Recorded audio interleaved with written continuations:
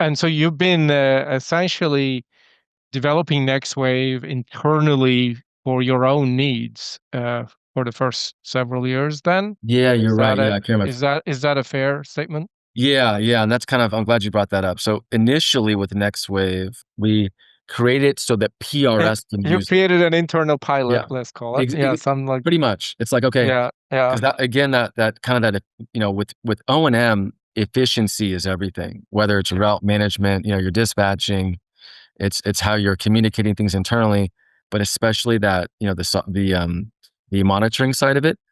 So we were like, okay, how do we, take this absorb this part of the equation so that we can manage it. And that's why we launched NextWave internally so that our performance engineers and technicians can use. And we did that for a few years and it was great. I mean, for sites that, that were sensitive and we needed to get information a lot more, rapidly, but also being able to make changes and not have to wait for a third party. We kind of, you kind of manage it on your own. We did that. And then, we're always asked like, okay, what is there another party involved? Like, or not another party, but are there other options for monitoring? Can you give us a quote on something else or can you point us to a different direction? Yeah, I think it was just we never planned on doing this. I think it was a Friday. We were all just in a good mood and we're having a call with a key account and it just kind of we blurted it out. Oh, you heard of Next Wave? And they're, of course they were like, who the hell is that? So that opened the Pandora's box, and we put it on a few sites for them, and they got very comfortable with it. They really liked what they saw, and that just basically attached to their entire fleet. And then from there, we're like, okay, we can. We're all busy Excellent. as it is, but why not make things even more interesting? And we launched it out to market about a year later. So the the problem that NextWave is solving vis-a-vis all the other alternatives out there, like how would you describe that being different than the traditional monitoring options that are out there? Um, the fact that you've developed it internally, like what extra Yeah. perspectives or benefits? For sure. Yeah, that's actually a good uh, segue into Ethan. So once Yeah, we, about like I said, a couple of years ago, when we actually came to market with it, it was mainly, all organic. We yeah. no sales team, no marketing. So enter Ethan just this year, who's got a lot of experience with monitoring, far more than I do, and kind of putting together that value proposition and understanding the main differentiators between what's out there. So he's entered the team as leading basically our sales efforts.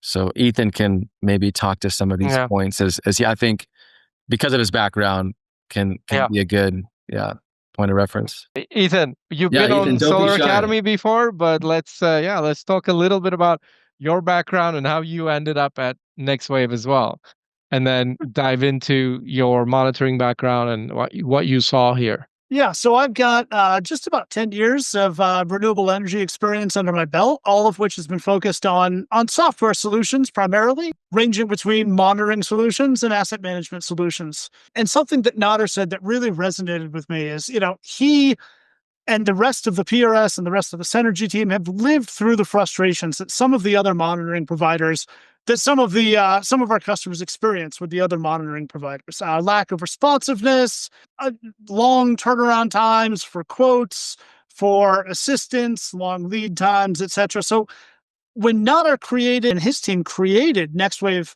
they were creating it knowing what it was like being a customer of the other monitoring platforms out there and looking to solve specifically those problems and those challenges that they had experienced. So, not only are we industry owned and industry created, but we're created by people who have been in your shoes before as a Uh, customer of a monitoring platform. I spent a number of years building up one of the other monitoring companies that's out there. I've heard from a ton of different customers over the years.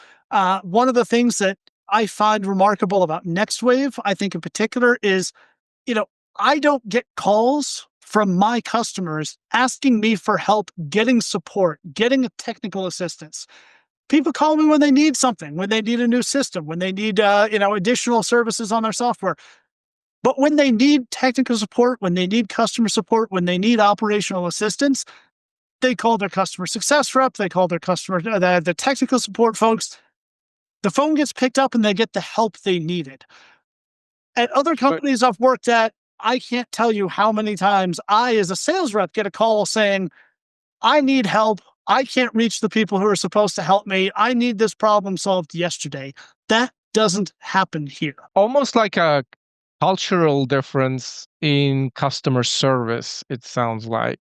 But also, obviously, the way that customer service is designed, both in the product and in the services. I assume that is one way to describe it. Maybe Yeah. can you give like some concrete examples of that? Of NextWave? Of like that customer experience, of like that customer service issue being resolved at the first or second call with the customer service rep, as opposed to Well, escalating to the management team, or oh, like you're asking me for concrete examples, Kareem, of situations things that you don't see. that's what I'm not involved in because they don't call me. They Right. call the customer support line. The phone gets picked up. They get the help they need. Yeah. And I think you really hit on something. It's both a structural thing.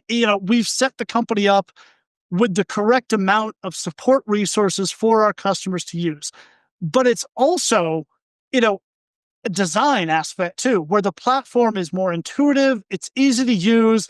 The information that you need is typically right at your fingertips, one or two clicks away.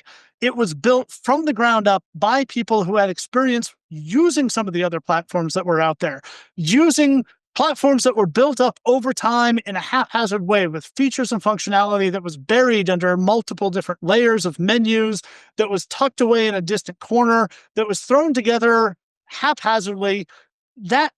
That's not the Next Wave way. Next Wave has been planned out, thought out methodically and strategically so that when you, as an O&M professional, as an asset management professional, log into the Next Wave platform, you'll understand almost immediately how things work, where to find the information you need, and how to get your job done within Next Wave so that you can generate your report, analyze the performance, whatever it is you need to do within the platform, and then move on to everything else that your job entails.